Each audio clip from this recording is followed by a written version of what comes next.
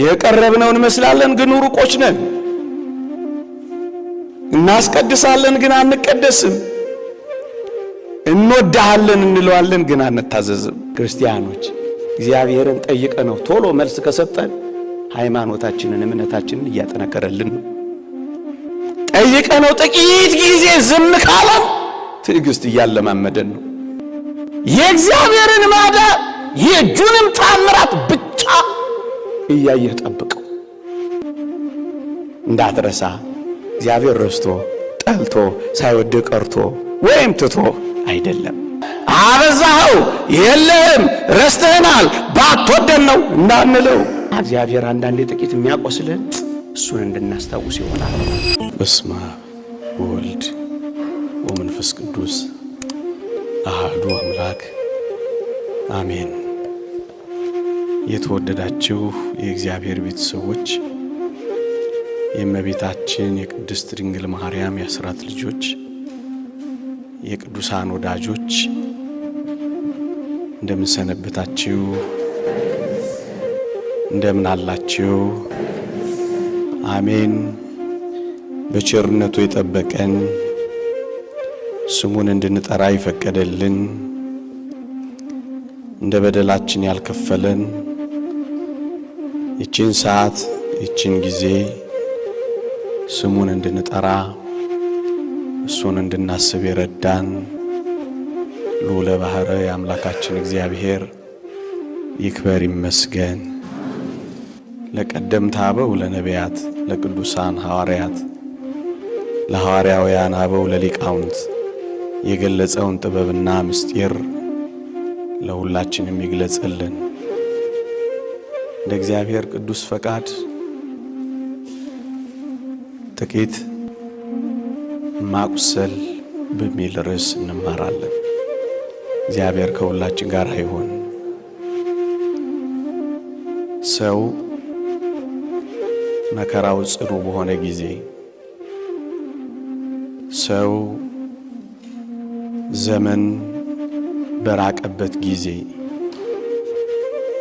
ሰው ለጥያቄው መልስ ባጣ ጊዜ እግዚአብሔር ረስቶኛል፣ ጌታም ትቶኛል፣ ኧረ እንደውም ባይኖር ነው እንጂ ቢኖርማ መቼ እንዲህ ይፈጸማል፣ ከፋ ሲልም ኧረ የለም ወደ ማለት ይደርሳል።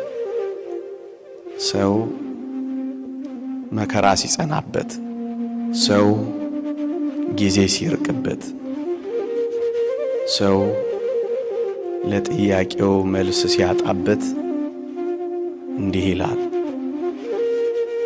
ቢረሳይ ነው፣ ባይወደኝ ነው፣ ባይኖር ነው።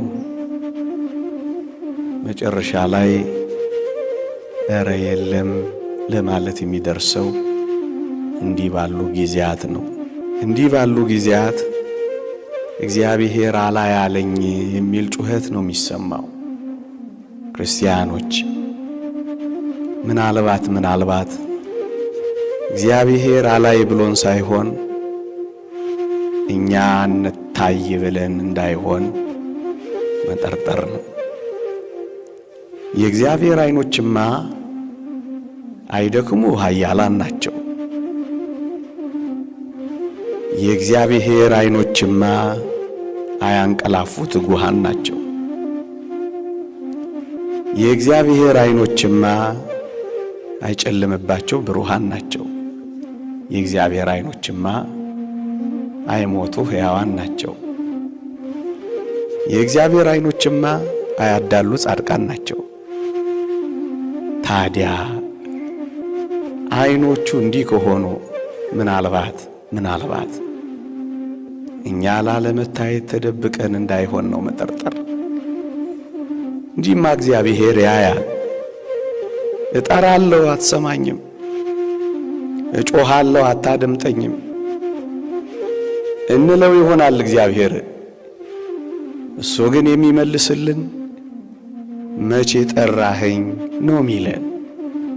ምክንያቱም እግዚአብሔርን መጥሪያ አንደበቶቻችን አሁን እኔ የምናገርበት እናንተ የምትጮሁበት አንደበቶች አይደሉ።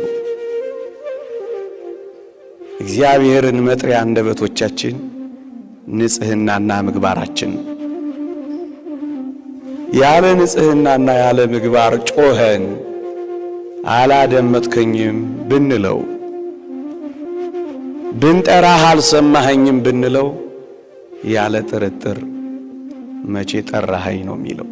ታስታውሱ ይሆን? ትጣራለህ እሰማህም አለው ነው የሚለው። ብንጮህ ያልተደመጥ ነው፣ ብንጣራ ያልተሰማ ነው። ምናልባት የኔና የናንተ አጠራር ላይ ችግር ቢኖር ነው። እግዚአብሔርን እፈልገዋለሁ ግን አላገኘሁትም። ፈቃዱን ለማወቅ ታከትኩኝ ግን አልቻልኩም። ፈልገኝ ብሏል ግን እሱ አልገኝ አለ የሚል ጉርምርምታ እናሰማ ይሆናል። ክርስቲያኖች፣ እግዚአብሔርን ማግኘት ማለት ፈቃዱን ማግኘት ማለት ነው።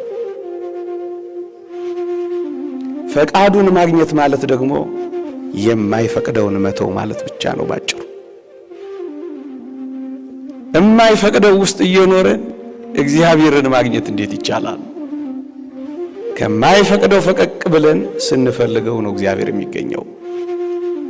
እግዚአብሔርን ቀርቦ ሳለ ጥሩት ነው የተባለው።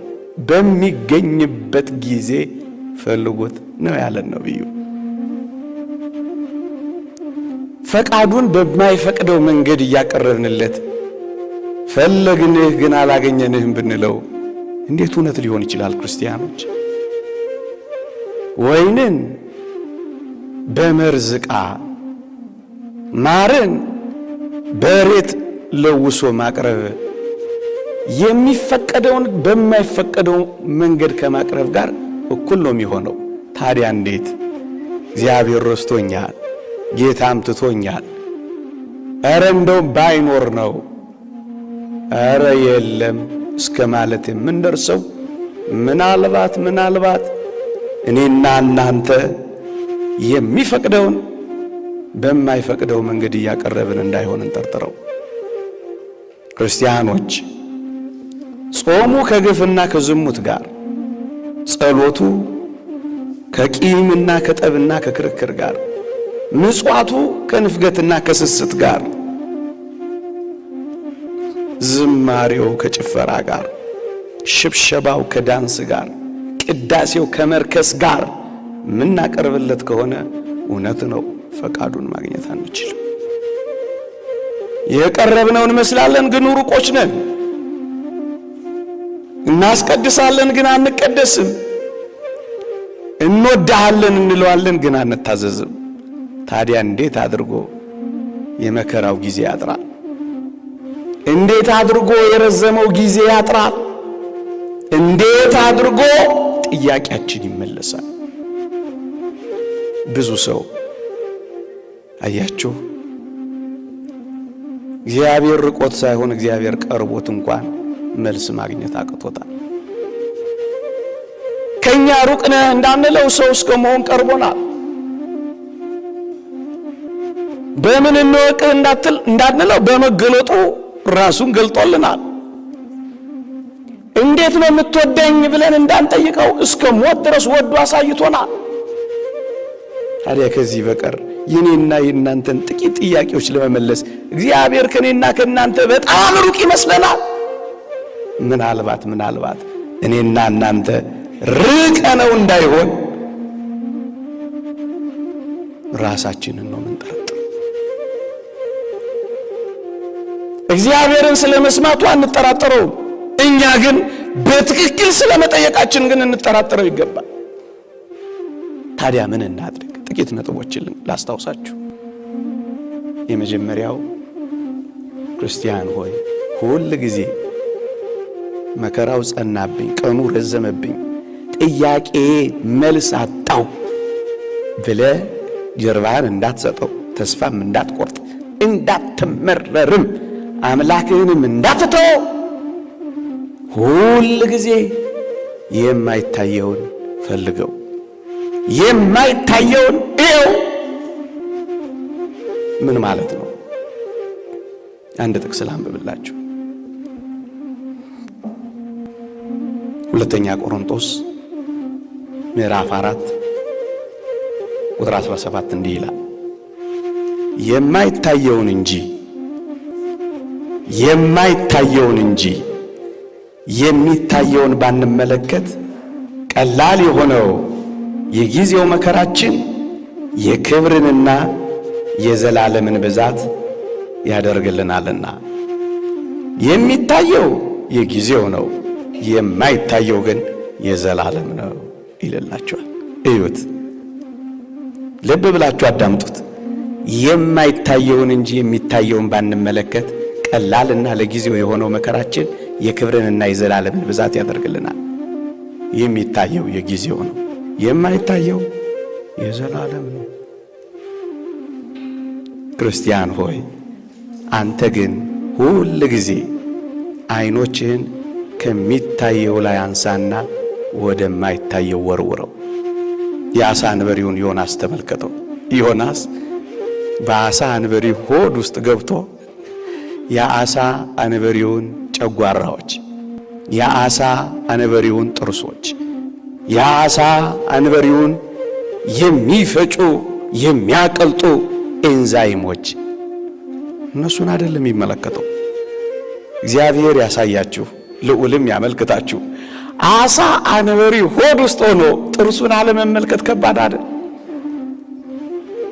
ይህን ነቢይ ተመልከቱት። ከሚታየው ጥርሱ በላይ የማይታየውን እግዚአብሔርን አይቷል። አያችሁ? አሳ አንበሪ ሆድ ውስጥ ሆኖ ወደ ቅዱስ መቅደስህ እመለከታለሁ። በአሳ አንበሪ ከርስ ውስጥ ሆኖ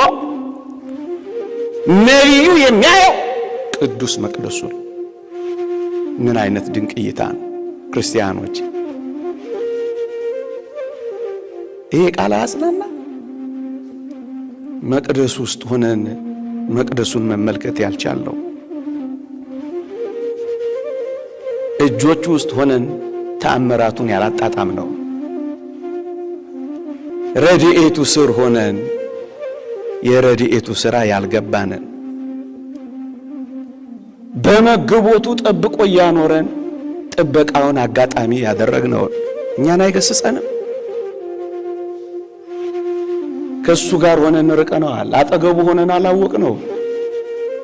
እየዘመርንለት አልገባንም። እያገለገልነው አናውቀው። እውነቱን ነው ያሰባኪ እግዚአብሔርን የማያውቁ የእግዚአብሔር ሰዎች ብሎ የሰበከው። እየተናገርንለት አልገባንም። በአደባባይ የጮንለት በጓዳና ልቅስም። እዩት፣ አሳ አንበሪ ሆድ ውስጥ ሆኖ እሱ የሚያየው መቅደሱን ነው። የማይታየውን ተመልከተው። እስከ መቼ ችግሩንና መከራውን ብቻ እያየን ተስፋ እንቆርጣለን? እስከ መቼ ሊውጠን የከፈተውን የዚህን ዓለም አፍ እያየን እስከ መቼ ተስፋ እንቆርጣለን? የመከራውን ጽናት ብቻ እየተመለከትን እስከ መቼ እግዚአብሔር ረስቶኛል፣ ጌታም ትቶኛል፣ ባይኖር ነው እንጂ ኧረ የለም እስከ መቼ እንላለን? እስከ መቼ ለኛ ያቃተውን ነገር ብቻ እያየን ለሱ የማይሳነውን ነገር ከማየት እስከ መቼ ተከልክለናል? ላንተ ያቃተን ነገር ብቻ እያየ እስከ መቼ ምንም የሚሳነውን አምላክ ሳታይ ትቀራለህ? ባይፈቅደው ነው እንጂ አቅቶት አይደለም። ባስፈልግህ ነው እንጂ ነፍጎን እኮ አይደለም። ክርስቲያኖች እግዚአብሔርን ጠይቀ ነው ቶሎ መልስ ከሰጠን ሃይማኖታችንን እምነታችንን እያጠነከረልን ነው። ጠይቀ ነው ጥቂት ጊዜ ዝም ካለን ትዕግስት እያለማመደን ነው። ጠይቀ ነው ጭራሽ መልስ ካልሰጠን አትጠራጠሩ፣ ጠልቶን ሳይወደን ቀርቶ ረስቶን ሳይኖር ቀርቶ የሌለ ሆኖ አይደለም፣ የተሻለ እያዘጋጀልን ስለሆነ እንጂማ እግዚአብሔር ነው። እስከ መቼ ችግሩን፣ እስከ መቼ ለኛ ያቃተውን ነገር እያየን እንላለን? ላንተ የሚያቅት ነገር የለም ተብሎ ነው የተጻፈው። ምን ያቅተዋል እግዚአብሔር? ክርስቲያኖች ተስፋ በማይቆረጥበት እግዚአብሔር ተስፋ እየቆረጠን ለምን ሰይጣንን ደስ እናሰኘዋለን? እንደውም ቅዱስ ዮሐንስ አፈወርቅ አንድ ውሻ አንተ ምግብ ስትበላ አጠገብህ ቢቀመጥ ከምግብህ እያነሳህ ብትሰጠው ውሻው አንድ ጊዜ ስላጎረስከው ርቆ የሚሄድ እንዳይመስል ጠግቦም የሚነሳ ይሆናል ብለህ እንዳትገምት። በሰጠው ቁጥር ወደ አንተ ነው የሚጠጋው። ሰይጣንም እንደዚህ ነው። አንድ ጊዜ ስታማረርለት የበለጠ ነው ወደ አንተ የሚቀርበው። እናም ይላል አምላክህን እያመሰገንከው ሰይጣንን በረሃብ ቅጣው ይላል። ስታጉረመርሙ ሰይጣንን አስደሰታችሁት፣ አጠገባችሁ። አሁን ምን ያህል የጠገበ አይመስላችሁም? በኢትዮጵያና በመላው ዓለም ምሬት፣ ማጉረምረም፣ ምስጋና ሲጠፋ እስከ መቼ ተስፋ እየቆረጥን?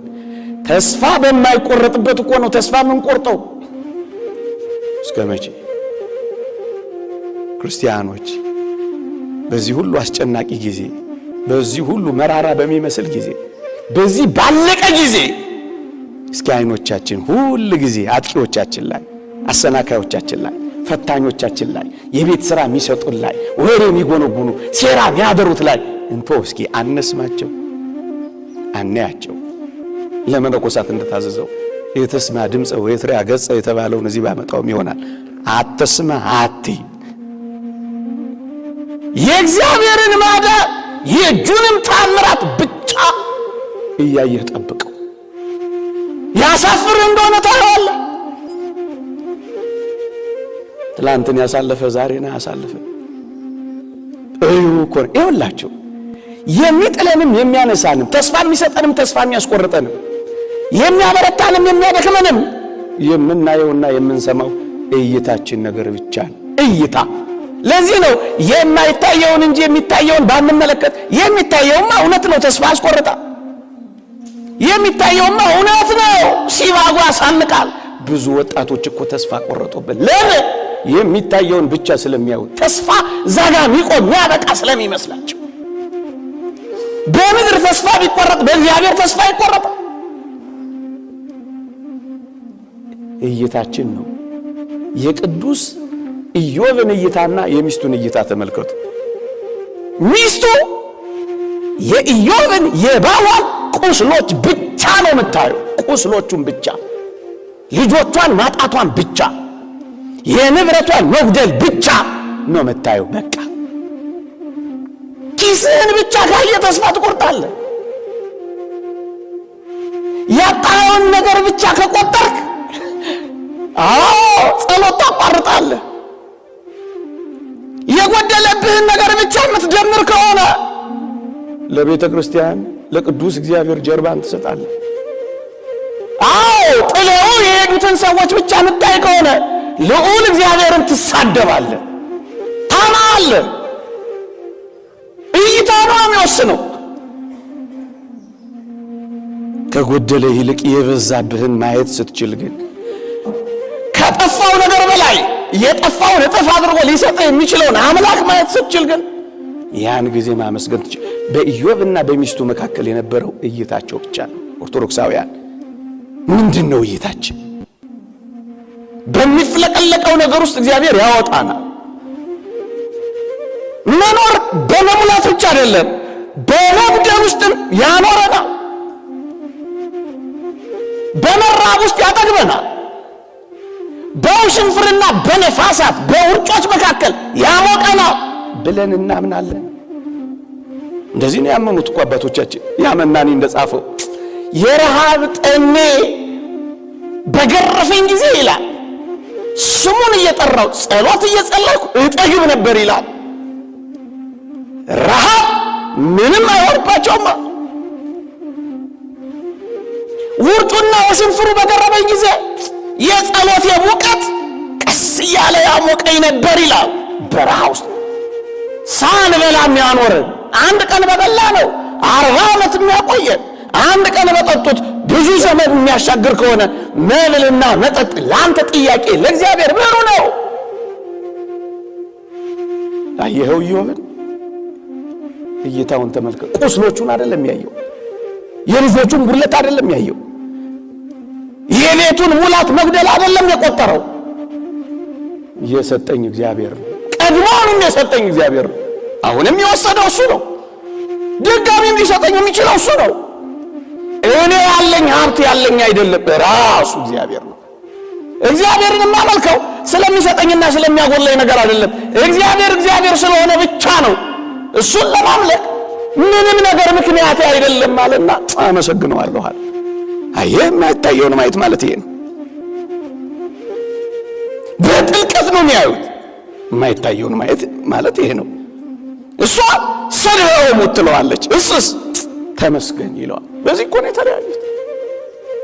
በእይታቸው ነው የተለያዩት። ክርስቲያኖች በተለይ በዚህ ዘመን ኦርቶዶክሳውያን እይታችሁን ከፍ አድርጉት። ያለ ምክንያት እግዚአብሔር ይሄን አያደርግም። እግዚአብሔር በእኔ ላይ ያለው ዓላማ ሰላም ነው። ውዴ ለእኔ ያለው ዓላማ ፍቅር ነው። ታዲያ እንዴት መከራዬ ጽኑ በሆነ ጊዜ ረስቶኝ ነው፣ ትቶኝ ነው፣ ጠልቶኝ ነው፣ ሳይወደኝ ቀርቶ ነው፣ ባይኖር ነው የለም እንዳትሉት። ትላንትኛ ጋር የነበሩ እኮ ትተውት የሄዱት መከራ ስለጸናባቸው ጥያቄያቸው መልስ ያጣ ጊዜ ሲረዝምባቸው ደግሞ እስኪ እዛ ልሞክረው ብሎ እኮ ነው የሄዱት። ሌላ መስሏችሁ እንዳይመስላችሁ። ሲኒ የሚገለብጡት፣ ሞራ የሚገልጡት፣ ርሚጦ የሚጥሉት፣ እርቃናቸውን ባያድ የሚሄዱ የሚሰልቡት እኛ ጋር ሌላ ጋር የሚሆኑት እግዚአብሔር የረሳቸው ልዑልም የተዋቸው ጥያቄ ያልተመለሰላቸው እየመሰላቸው እኮ። እይታችን ግን ሲስተካከል ተመስገን አንተ ሰጠኝ አንተ ነሳ እይታችን ወዮ ብሎ የሚደነግጠው እኮ እይታው እኮ ነው። የነብዩ ረድና አገልጋይ ኤልሳ ጊያዝ በሯን ከፈት አደረገና ሲያይ ፈረሶችና ሰረገሎች ከበዋቸው አየ። ወዮ ሞትናል። አሁን እንደዚህ ያላችሁ የላችሁ? ወዮ ጠፋን፣ ወዮ ሞትን፣ ወዮ አለቀልን። የሚቃጠለው የሚነቀነቀው እያየን ወዮ ያለ እይታው እኮ ነው። አያችሁ፣ እሱ ያየው እነዛን የጠላቶቻቸውን ፈረሶችና ሰረገሎች ብቻ ነበር ያየው። አቤቱ አይኖቹን ግለጣላ ገብቶታል ነብዩ። አይኖቻችንን የሚያስገልጡ ደጋግ አባቶቻችንን ያስነሳልን። በእውነት ግለጡላቸው ያስብሉ። ከጠላቶቻችን በላይ ወዳጆቻችንን የሚያሳዩ፣ ከጉድለታችን በላይ ሙላታችንን የሚያስቆጥሩ፣ ከቀረብን ይልቅ የተሰጠንን የሚያሳዩ፣ ከሆነው ይልቅ የምን ሆነውን የሚያስጎበኙን ብዙ ኤልሳዎች በሰጠ። ልክ አይኖቹን ግለጥ ብሎ ሲጸልይ አይኖቹ ሲገለጡ ከጠላቶቻቸው በላይ ቅዱሳን መላእክት ከቧቸዋል። ወዮ ብሎ ነበር፣ እሱ ጠፋ። እይታችሁን አስተካክሉት። ሁለተኛ በመከራው ጽኑ በሆነ ጊዜ፣ ጥያቄዎቻችን መልስ ባጡ ጊዜ፣ ጊዜ በረዘመብን ጊዜ እንደ አንድ ጥልቅ ትምህርት ቤት እንውሰደው። ትምህርት ቤታችን እናድርገው። ሁለት ትምህርት ቤቶች አሉ። ከመከራ በላይ አስተማሪ፣ ከመከራ በላይ መካሪ፣ ከመካሪ በላይ ዘካሪ አይገኝም። ትልቁ ጉባኤ ቤት፣ ትልቁ መጻሕፍት ቤት መከራ እንደ መከራ ያለ ትምህርት ቤት። ሰው መታዘዝን፣ ሰው መራራትን፣ ሰው ትህትናን፣ ሰው መስጠትን ከመከራ ይማራል። ታስታውሱ ይሆን በእነዛ ጥቂት የኮቪድ ወራቶች ስንቱ ነው የተረዳዳው? ስንቱ ነው ማዕዱን ያቋደሰው? ስንቱ ነው የድሆችን ጉሮሮ የደፈነው? ስንቱ ነው የቤት ኪራይ የተወው? አያችሁ መከራ እንዴት ሰውን እንደሚያራራ፣ መስጠትን እንደሚያስተምር፣ መፋቀርን እንደሚያመጣ እንዳትጠሉት። አንድ አሻራ አንድ ትምህርት ትውልን ነው የሚያልፈው። ይኸውላችሁ ሰውን ከስህተቱና ከራሱ ጽድቅ ልብ በሉ። ሰውን ከስህተቱና ከራሱ ጽድቅ እግዚአብሔር ሊገላግለው አንዳንዴ መከራውን ጽኑ ያደርግበት።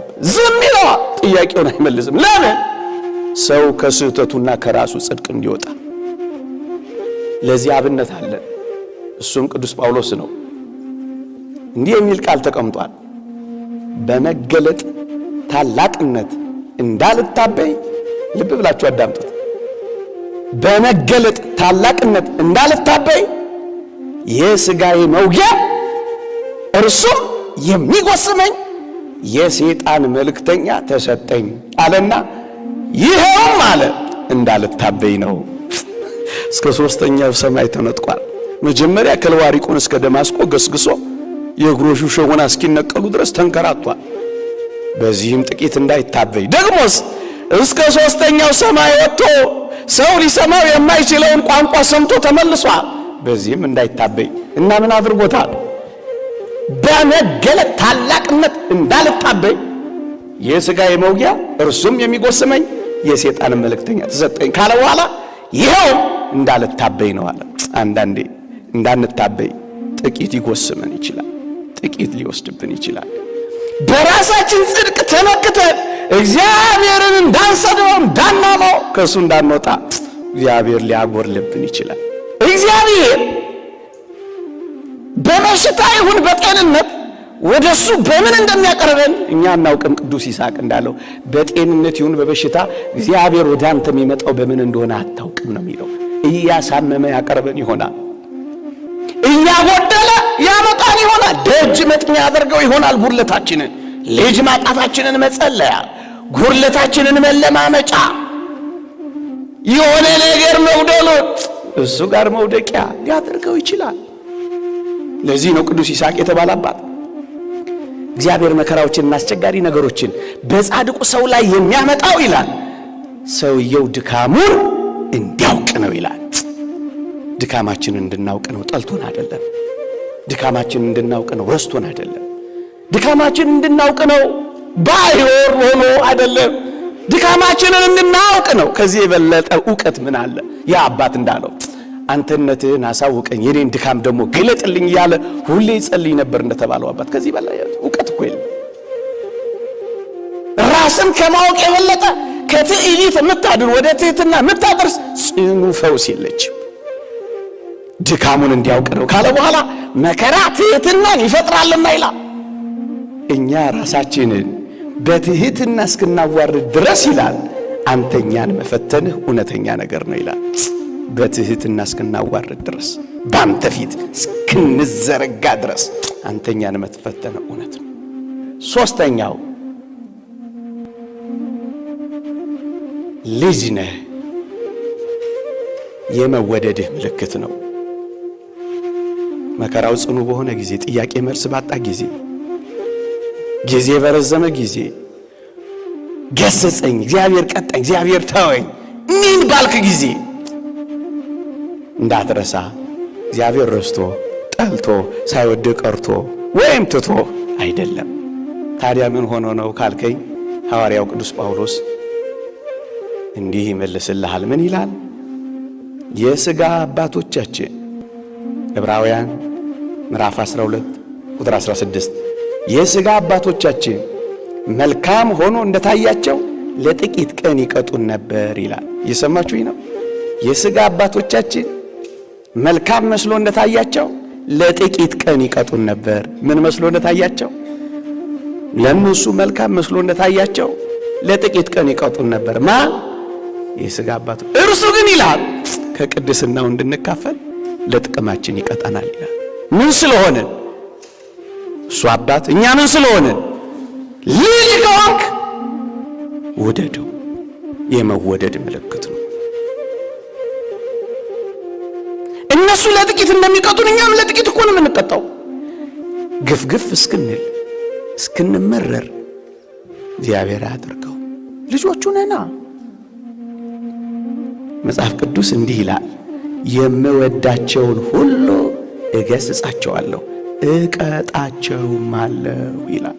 ራዕይ ዮሐንስ ምዕራፍ 3 ቁጥር 19። ልብ በሉ፣ የምወዳቸውን ሁሉ እገሥጻቸዋለሁ እቀጣቸውም አለው ይላል። ቅጣት ለጊዜው ያሳዝናል። ቅጣት ለጊዜው ያሳምማል። ቅጣት ለጊዜው ደስ አያሰኝም። ክርስቲያኖች ቅጣት ለጊዜው ያስነባል፣ ግን ለጥቅም። ክርስቲያኖች እኔ ልጄን ምቀጣው በምን ያህል መጠን እንደሆነ የማውቀው እኔ አባቱ ስለሆንኩ ነው። እየሰማችሁኝ ነው? ልጄ በምን ያህል መጠን ቢቀጣ ጸባዩ እንደሚስተካከል የማውቀው እኔ አባቱ ብቻ ነኝ። የልጄን ጸባይ ስለማውቀው በምን ያህል መጠን ብቀጣው ልጄን ላረመው እንደምችል የማውቀው እኔ ነኝ። አበዛኸው እንዳትሉት፣ እኛ መቼ እንደምንታረም በምን ያህል መጠን ሰው እንደምንሆን የሚያውቀው እግዚአብሔር በራሱ አባትነት እኛን ስለሚያውቀን አበዛኸው፣ የለህም፣ ረስተህናል፣ ባትወደን ነው እንዳንለው ሐኪሞች በደንብ ሲያስታምሙት የነበሩትን ታማሚ በሉ እቤት ውሰዱትና አስታሙት ሲሉ ምን ማለታቸው? አስታሙት ካሉ መልእክት አይገባቸው የለው። በቃ ተስፋ የለውም፣ ተስፋ ቆርጦበታል። ከባባድ መድኃኒቶች ከሰጡትስ፣ ጉልኮስ ከሰኩለትስ፣ መርፌ ከወጉትስ፣ በምላጭ ከበጡትስ፣ ኦፕሬሽን ካረጉትስ ተስፋ አለው። ከነቃቀሉትና ቤት ውሰዱት ካሉ ግን ዝም ሲለን ጠርጥሩ፣ እግዚአብሔር ትቶን እንዳይሆን። እየሰማችሁኝ ነው? መልእክታለሁ። 2 ሸክላዎች ነበሩ ይባላል። ሁለቱንም የሸክላው ባለቤት ውሃ ያመላልስባቸዋል። ከዕለታት አንድ ቀን አንደኛው ሸክላ ተሰነጠቀ። ተሰንጥቆ እንዲሆን ውሃ ያመላልስበታል። ውሃውን ግን ያ ሸክላ እንደ ጓደኛው ሸክላው እቤቱ ይዞ አይገባም። እያንጠባጠበ መንገድ ላይ ይጨርሰዋል። በጓደኛው በሱም መሰንጠቅ ተበሳይቶ ከዛሬ ጀምሮ እኔን እንዳታነሳኝ ስበረኝ አለው። ባለቤቱ እኮ ነው፣ ሸክላው እኮ ነው የሚለው። ተሰንጥቅ ያለውና ስበረኝ አለው። የሸክሎቹ ባለቤት ግን ምን አለው ይባላል? አልተውህም፣ አልጥልህም። ምክንያቱም እርግጥ ነው ውሃውን ቤቴ እንኳን ባታደርሰው አለው፣ ይኸው እስኪ መንገዱን አለው። በስንጥቃት በኩል ውሃ እያንጠባጠብክ መሬቱን ሁሉ እኮ አለመለምከው፣ እናም እሸከምሃለሁ ይላል። ጥቂቷን ስንጥቃት እንኳን አስቦ ዋጋ የሚሰጥ አምላክ አለ። ተስፋ እንዳትቆርጥ። እሱ ተስፋ ካልቆረጠብን እኛ እንዴት ተስፋ እንቆርጥበታለን? እሱ ለመማር እጁን ዘርግቶ እኛ ይቅርታ ለመጠየቅ እንዴት እንታከታለን? የመጨረሻው ነጥቤ የማይታየውን ተመልከተው። ጥልቅ ትምህርት ተማረበት። ልጅ መሆንንና መወደድን አረጋግጥበት። ይኸውላችሁ እግዚአብሔርን ስንረሳው፣ እኛ ስንረሳው ምናልባት እግዚአብሔር በመከራ በኩል እሱን እንድናስታውሰው ፈልጎ ይሆናል። መጽሐፍ ቅዱስ ላይም እንዲህ አይነት ምስክርነቶች አሉኝ። ምን ይላል? ኃጢአቴንስ ታሳስብ ዘንድ ልጄንስ ትገድል ዘንድ ወደ እኔ መጥተሃልን አለችው ይላል ያቺ ሴት። ልብ በሉ፣ ልጇ ሲሞት ኃጢአቷን ያስታወሰችው በመከራ ብዛት፣ በጉድለት ብዛት፣ በሞት ብዛት፣ በማጣት ብዛት በደሉን የማያስታውስ ማን ነው? በእውነት ወንድማችንን በድለናል፣ እኛን በመማጠን ነፍሱ ስትጨነቅ አይተናል ሰማነውምና። ስለዚህ መከራ መጣብን ያሉት የዮሴፍ ወንድሞች ናቸው። መከራው የመጣባቸው የወንድማቸውን የምትማጠን ነፍስ ስለበደሉ እንደሆነ ገብቷቸዋል። እና እግዚአብሔር አንዳንዴ ጥቂት የሚያቆስልን እሱን እንድናስታውስ ይሆናል። ጥቂት እያቆሰለ ጥቂት እያጎደለ ወደ እሱ እንመለስ ፈልጎ ይሆን? ክርስቲያኖች ማን ያውቃል? ይሄንን መመለሻ እናድርገው። ጥቂት እያቆሰለ ያድነን ከሆነ፣ ጥቂት እያጎደለ ወደ እሱ ያስጠጋን ከሆነ፣ ጥቂት እያሳመመ ይፈውሰን ከሆነ ማን ያውቃል? ክርስቲያኖች